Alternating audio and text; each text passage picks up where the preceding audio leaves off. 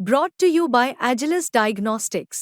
Health test की बात आती है तो मैं भरोसा करता हूँ India largest diagnostics company Agilus diagnostics. खुद को टेस्ट करते रहो।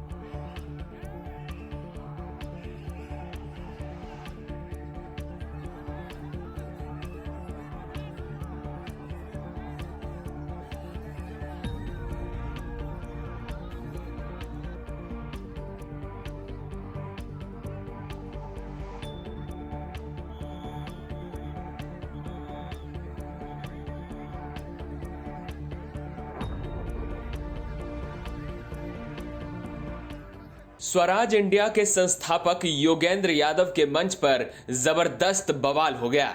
इस तस्वीर को देखिए, योगेंद्र यादव मंच पर बैठे हैं और उनका विरोध करने के लिए एक शख्स दूसरे शख्स से माइक छीन रहा है। अब आप ये दूसरी तस्वीर देखिए, जिसमें कुछ लोग योगेंद्र यादव को मंच पर घेर कर रखे हैं और विरोध कर रहे लोग जवाब दो के नारे लगा रहे हैं। दरअसल ये पूरा मामला महाराष्ट्र के अकोला का है, जहां योगेंद्र यादव के भाषण के दौरान जमकर हंगामा और तोड़फोड़ किया गया। सोमवार को अकोला में एक कार्यक्रम आयोजित की गई थी।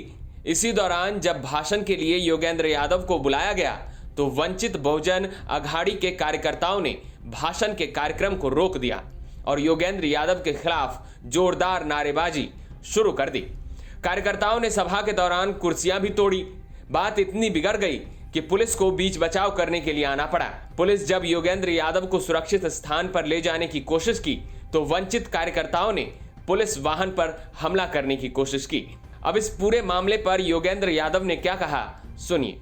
अन्य सहमना संगठनों के सहयोग से विदर्भ में जगह जगह पर जन संगठन, जाहिर सभा, छोटी सभा के आयोजन किए गए हैं और हम तीनों साथी भारत जोड़ो अभियान के, अविनाश भाई भी साथ में, हम इन सभी सभाओं में एक ही संदेश दे रहे हैं कि आज इस देश के संविधान को खतरा है, लोकतंत्र को खतरा है और हम सबको जुटकर लोकतंत्र को बचाना है। लोकसभा चुनाव में जो काम अधूरा रहा उस काम को पूरा करना है। इसी संदेश को लेके हम आज यहाँ महाराष्ट्र डेमोक्रेटिक फोरम द्वारा आयोजित इस सभा में आए। विषय था लोकतंत्र की रक्षा और हमारा वोट। और देखिए लोकतंत्र पे कितना संकट है ये आपको इस सभा से ही दिख गया।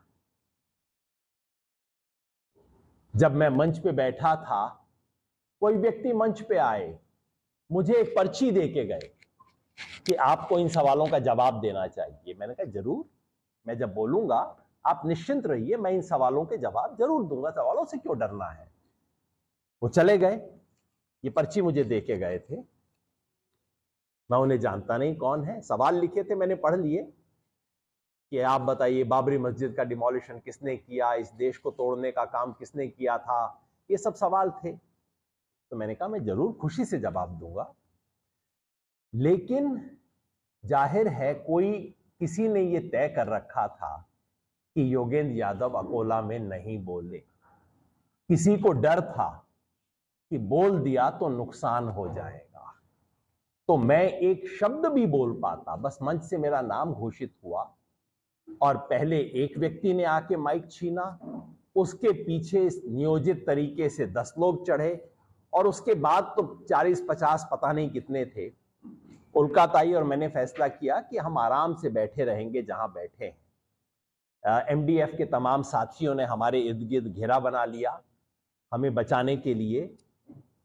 किसी ने सीधे हमारे साथ मारपीट नहीं की, बहुत आक्रामक तरीके से बोल रहे थे, ऊपर चढ़े आ रहे थे, लेकिन उस छोटे से मंच पे चूंकि 50, 60, 70 पता नहीं कितने लोग चढ़ चुके थे और ऐसी स्थिति आ रही थी जैसे सब हमारे ऊपर गिर जाएंगे और ये साथी जो किसी तरह से अब कॉर्डन बना के हमें बचाने की कोशिश कर रहे थे, ये सफल हो पाएंगे या नहीं, ऐसी स्थिति 10 मिनट के बाद आ गई। ऐसे लग रहा था कि सब हमारे ऊपर आके पड़ेंगे। बहुत आक्रामक भाषा में बोल रहे थे, कुछ गाली गलौज भी कर रहे थे, लेकिन हमने सोचा कि हम बैठे रहें।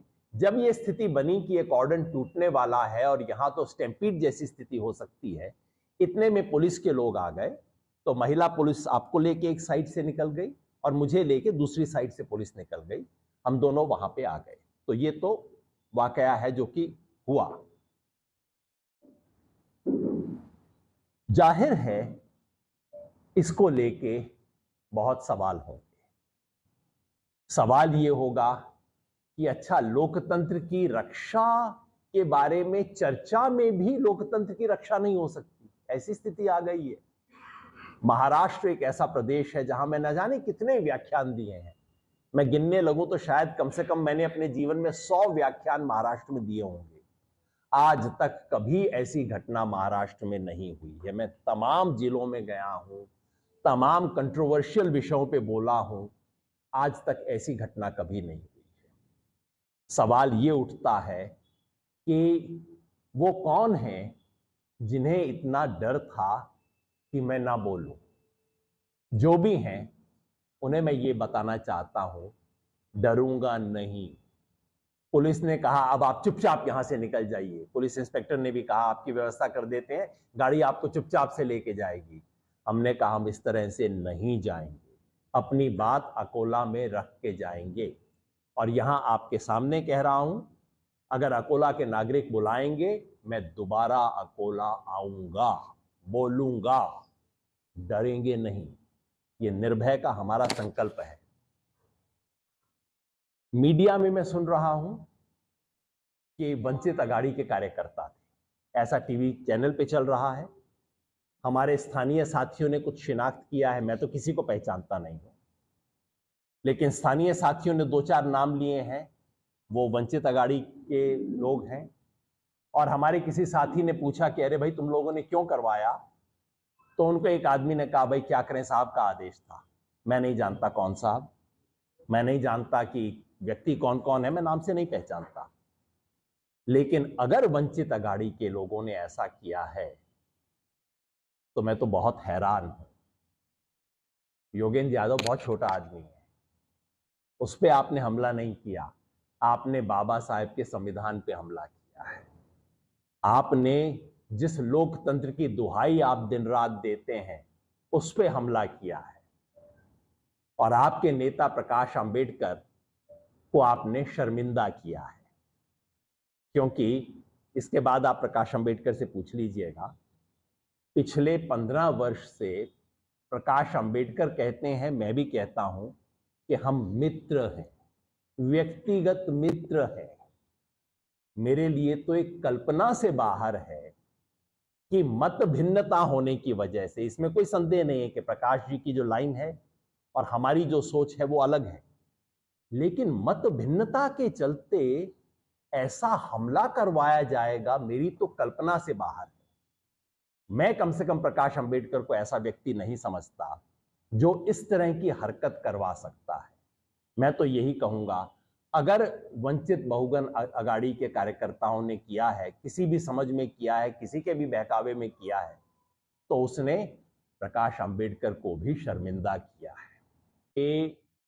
प्रकाश अंबेडकर जी ने मुझे अप्रोच किया था, उन्होंने कहा था कि कि मैं इसमें इंडिया गठबंधन में शामिल होना चाहता हूं और आप इसमें मेरी मदद करो। मैंने उनकी बात करवाई, वो मुंबई की रैली के अंदर स्टेज पर बैठे और ऐसा लगा, और उन्होंने मुझे बताया कि हाँ बात हो गई, अब कुछ सीटों का चल रहा है। उसके बाद उनकी बात टूट गई। हमने इंडिया गठबंधन का समर्थन किया था, इसे आप मतभेद कहते हैं तो है। आपकी वजह से उनका इंडिया अलायंस में बातचीतें हुई नहीं है, तो उनको लगता होगा, ऐसा लगता है। अब ये आप मतलब उनके मन में क्या है ये आप मुझसे चेक कर रहे हैं। आपकी क्या, यानी आप सब आकलन आपका बहुत ज्यादा है, तो आपको क्या लगता है? मेरा कतई कोई आकलन इन चीजों के बारे में नहीं है। जो चीजें सार्वजनिक होती हैं, जिसकी एविडेंस होती है, वो मैं बोल देता हूं। बाकी किसके मन के अंदर क्या है वो तो आप ही जानते हैं।